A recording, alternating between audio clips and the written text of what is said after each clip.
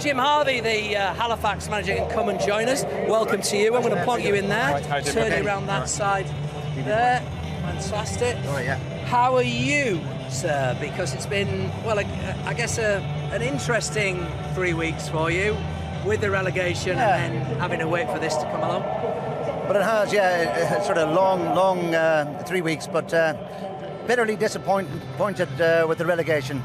You know, we put such a good effort in, and I think we hit the post in the 93rd minute, you know, and that's just the fine margin between success and failure.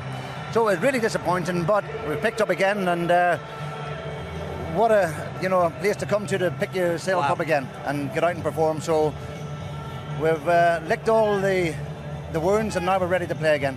So now we're ready to come out here and it's the start of something new again. Yeah, you've just got yourself back up, and I think Steve Bauer's going to make you feel very low again, aren't you? You're going to remind him of his playing days. Jim knows it. I mean, obviously, you're managing here for the first time today, Jim, but you played here 3 times. The first time was 1990, and as you know, I was in a stand over there watching you play, so that makes you feel old. But how different is it managing a team, leading a team out here as the manager compared to a captain and a player? Well, yeah, obviously I haven't led them out yet, but it is a different approach. But, well, similar in many respects, because your mind's still ticking over, you've still got a game to play, you're thinking about all the tactics, but you're covering the game for everybody. When I was coming as just a player, it was making sure that I was right physically, and I was going to go out and perform. Now I've got to cover everybody and make sure that they're all right and organised and know what their jobs are. So it is different, but in many ways it's similar, and it's still very enjoyable, I can tell you that. If you win 2-1 again, it will be. Or if you win, yeah. Well, that's it. It's not a place where you lose, you know. You want to lose.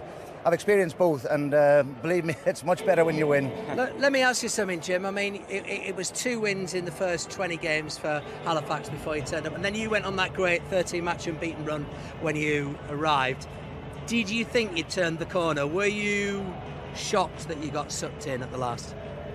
Well, we had turned the corner. We'd gone, 15 games, I think it was, unbeaten, when I took over.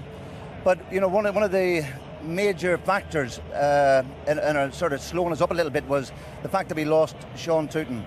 Sean got a little bit unsettled. He had a chance to go to Barnsley, and he wanted to go.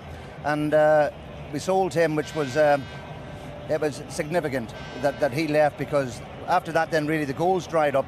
Now, I'd reckon if he had stayed, we'd have probably been safe with 5 or 6 games to go at the rate we were picking up the points. So that was a stumbling block, and probably from my own point of view, perhaps I should have recruited at that time, but we didn't have a lot of time. It didn't happen, and unfortunately at the end we just missed out. And you do hit the wall. We've talked about Phoenix clubs this afternoon. Chris Hargreaves, we talked about Hereford United, 3 promotions in 5 seasons, then 3 at this level. But sometimes the little legs have to catch up. Sometimes progress can be too quick on the field. That's true. I'm sure Jim knows better than anyone. As soon as the fate is decided, your determination is as big as ever. Has it been difficult though, having 3 weeks?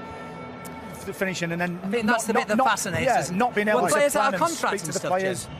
Well, yeah, it's another problem for the club, because yes, the contract should have finished, but the club and the chairman has to pay an extra 3 wages for everybody who was on the books.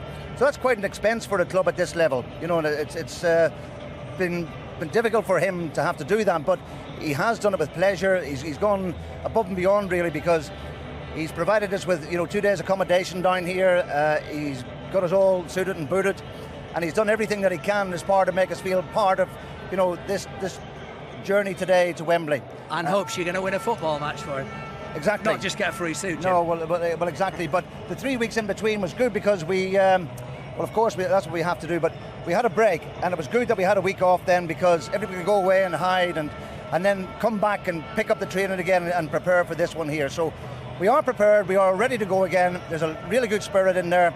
And as I said before, we're not always the best footballers, but there's a tremendous spirit and character, and they've shown that all the way through in the 5 or 6 months I've been here. And no doubt you'll get that same spirit today. Good luck today, Steve. A joy to have you back with us. Let's head out to Wembley Way and join Andy May.